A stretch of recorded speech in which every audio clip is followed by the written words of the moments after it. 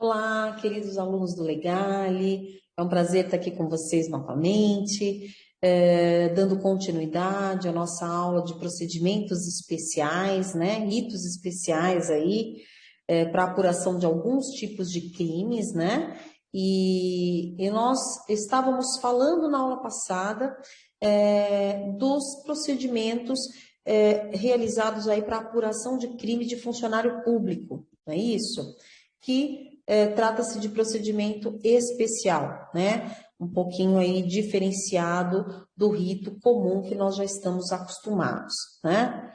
Então, a gente vai abrir aqui, nós vamos abrir o material de apoio, para a gente dar continuidade ao que estávamos falando na nossa no nosso último bloco aqui. Estamos abrindo aqui o material. Vamos ver aqui.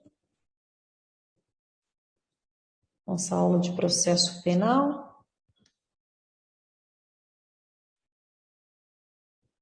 Então, só vou colocar aqui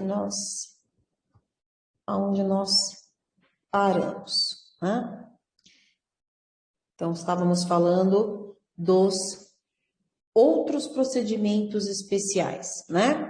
Então, só recapitulando aqui, nós falamos, né, que o Código de Processo Penal, né, quando ele fala lá dos processos em espécie, ele menciona no 394 que teremos o procedimento comum ou especial, né? Sendo que o procedimento comum, ele se desdobra nos ritos ordinário, sumário e sumaríssimo, né?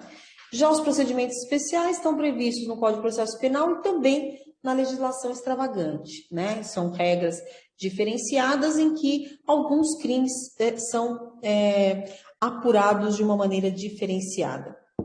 Então, nós falamos no bloco anterior, primeiramente, quem são os funcionários públicos, né? Então, lá no 327, fala que o funcionário público, para os efeitos penais, né, pode ser em caráter temporário ou não, pode ser remunerado também ou não, é aquele que exerce um cargo, um emprego ou função pública, né?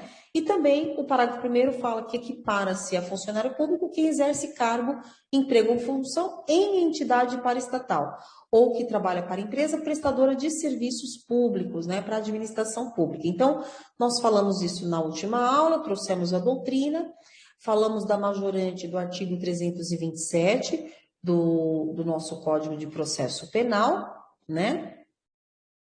Falamos também a diferenciação dos crimes funcionais próprios e crimes impróprios, sendo que os primeiros, né, os funcionais próprios, são aqueles praticados por funcionário público no exercício da sua função. Já os praticados, né, já os crimes funcionais impróprios são aqueles praticados por particulares que prestam serviços aí à administração pública, independentemente de ser ou não funcionário público, tá? Então, tanto os próprios como os impróprios, eles são submetidos ao procedimento especial, que é o caso dos crimes previstos no artigo 312 a 326 do Código Penal, né? E do artigo 3º da Lei 8.137 de 1990. Então, esses crimes, né, funcionários públicos próprios ou impróprios, eles serão previstos, né, de acordo, então, com a legislação especial, que são aqueles artigos lá 312 e 326 do Código Penal. Então, os crimes praticados por servidores públicos contra a administração em geral, nós também falamos, né, que o diploma, o Código de Processo Penal, ele dispõe no 513 a 518.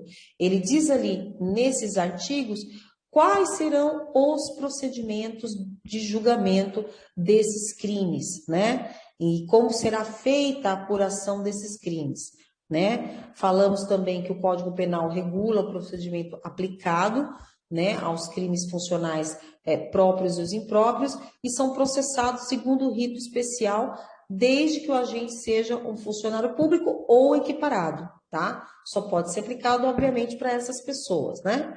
E quais são os crimes funcionais? Como já falamos no slide anterior, né? São aqueles previstos do 312 ao 326 do Código Penal e também da Lei 8.137 de 90. Então, já passamos por essa parte. E para a gente falar de procedimento, nós, né, no bloco anterior, nós fizemos a diferenciação em relação ao crime inafiançável ou o crime afiançável, tá? O crime inafiançável, o rito previsto é praticamente igual ao rito ordinário, né? O rito comum ordinário, tendo uma pequena diferenciação, né? Que diz lá, são inafiançáveis os crimes apenados com reclusão, em que a pena mínima for superior a 2 anos, conforme artigo 323, inciso 1º do CPP, e, portanto, o rito especial se aplica a todos os crimes funcionais apenados com detenção e aqueles punidos com reclusão, cuja pena mínima seja até 2 anos, né? Então, ele tem só uma pequena diferenciação em relação ao procedimento comum. E para a gente poder apurar qual é o procedimento correto para cada um desses crimes, a gente tem que dividir eles, né, entre os inafiançáveis ou os afiançáveis, sendo que o primeiro, como nós já falamos, o procedimento é praticamente idêntico, né? Então, a pequena diferença fala que a queixa ou a denúncia será instruída com documento ou justificação que façam presumir a existência do delito ou com declaração fundamentada da impossibilidade de apresentar qualquer dessas provas, sugerindo, então, dessa maneira, que existe a possibilidade da petição inicial, né, da denúncia, no caso, ou da petição inicial, ser oferecida sem a prova pré-constituída da materialidade do crime.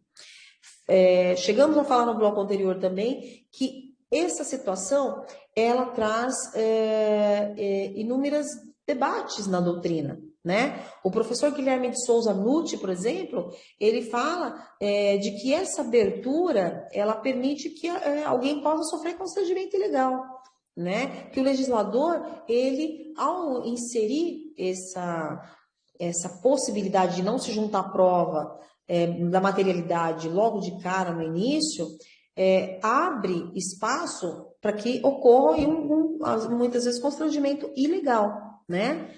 E depois nós temos lá também os crimes afiançáveis. Então, em se tratando dos crimes afiançáveis, deve ser conciliado o procedimento constantes no 513 a 518 do CPP, né? Então, deve se conciliar esses dois com o artigo 394, parágrafo 4º também do CPP, que prevê as disposições do 395 ao 398, né? Diz lá, aplicam-se todos os procedimentos de primeiro grau. Então, quando a gente fala de crimes afiançáveis, o procedimento será aqueles definidos no 513 e 518, né? Diferente dos crimes inafiançáveis, que são muito similares ao procedimento comum que nós já conhecemos, com essa pequena diferença aí de que a inicial pode vir sem uma prova pré-constituída, né? O que gera inúmeros debates, como a gente já falou, na doutrina, né? Os grandes juristas aí debatem essa questão, entendendo que pode causar aí, então, constrangimento ilegal. Pois bem, paramos aqui no oferecimento da denúncia ou da queixa. Então, no crime afiançável, estabelece o artigo 514 do CPP que, antes do recebimento da inicial, deve o acusado ser notificado para apresentação de defesa preliminar, seguindo-se de resto a disciplina do procedimento comum ordinário. Então, vejam, quando se trata de crime afiançável, né? O inafiançável já falamos, ele é muito similar ao comum que nós já conhecemos, com aquela pequena diferença da inicial não trazer as provas pré-constituídas.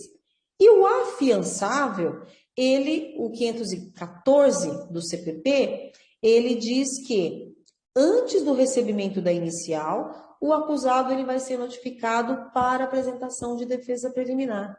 né? Então, vejam, normalmente, como funciona o procedimento comum? Você é notificado para apresentar, tem a denúncia, né? E você é notificado para apresentar a defesa preliminar. Aqui não, né? No afiançável, quando se trata desses crimes relacionados a funcionários públicos, que é o que nós estamos estudando, o acusado ele vai ser notificado para apresentação da defesa preliminar antes do recebimento da inicial, né? Então, temos lá o oferecimento da denúncia ou queixa. A inicial, ela deve observar os requisitos do artigo 41 do CPP, né? Instruída ainda com os documentos justificativas que façam presumir a existência do crime ou a declaração fundamentada contra essa impossibilidade, né? Então, tem o oferecimento da denúncia. Depois tem a autuação e notificação para resposta preliminar em 15 dias, né? Não sendo caso de rejeição liminar, com fundamento no artigo 395, determinará o juízo a notificação do acusado para responder à acusação. Então, esse procedimento é o do procedimento dos crimes inafiançáveis. Por quê? Nos crimes afiançáveis, o acusado ele é notificado primeiro, para depois apresentar a defesa preliminar, tá? O professor Guilherme de Souza Nutti ressalta que a notificação do acusado para previamente ao recebimento da denúncia manifestar-se sobre o tema, apresentando sua defesa, né, e evitando que a inicial seja recebida, é privativa do funcionário público, tá? Não se estendendo ao particular, que seja coautor ou partícipe. Então, se alguém ajudou o funcionário público como coautor ou partícipe, ele não vai responder por esse procedimento, tá? Então, somente o funcionário público é que vai poder responder de forma diferenciada em relação a esses procedimentos especiais que nós estamos tratando aqui, tá? Deixa eu ver quanto tempo que nós temos aqui, para a gente não extrapolar o tempo. Depois nós temos lá, deliberação quanto ao recebimento ou rejeição da inicial. O magistrado terá duas opções, né? Primeira, rejeitar a denúncia ou a queixa, né, e verificar a hipótese do artigo 395, né? Ou se concluir no sentido da inexistência do crime ou da improcedência da ação, que é o artigo 516 lá do CPP, tá? No caso, se o juiz rejeitar a denúncia ou a queixa, ele deve fazer um despacho fundamentando, né, se convencido pela resposta do acusado e o seu defensor, tá? Então, ele recebe lá a defesa e ele vai dizer se ele rejeita a denúncia ou a queixa, tá? Se ele receber, né, a exordial acusatória ou a denúncia, ele vai ordenar, então, a citação do acusado para que em 10 dias responda à acusação com base no artigo 396 do CPP, ocasião em que poderá o advogado arguir, né, as preliminares, alegar tudo que interessa à defesa, tá? E, nesse caso, não necessita, então, de uma fundamentação do juiz, né? Então, esse é o segundo passo. O juiz rejeita a denúncia, ou ele recebe a denúncia, determinando, então, que a resposta seja apresentada, né, em 10 dias, tá? Nós vamos ficar por aqui nesse bloco e no próximo bloco a gente vai dar continuidade, então, ao nosso estudo aqui em relação aos crimes, procedimento dos crimes praticados por funcionários públicos. Tá bom, gente? Até o próximo bloco, então.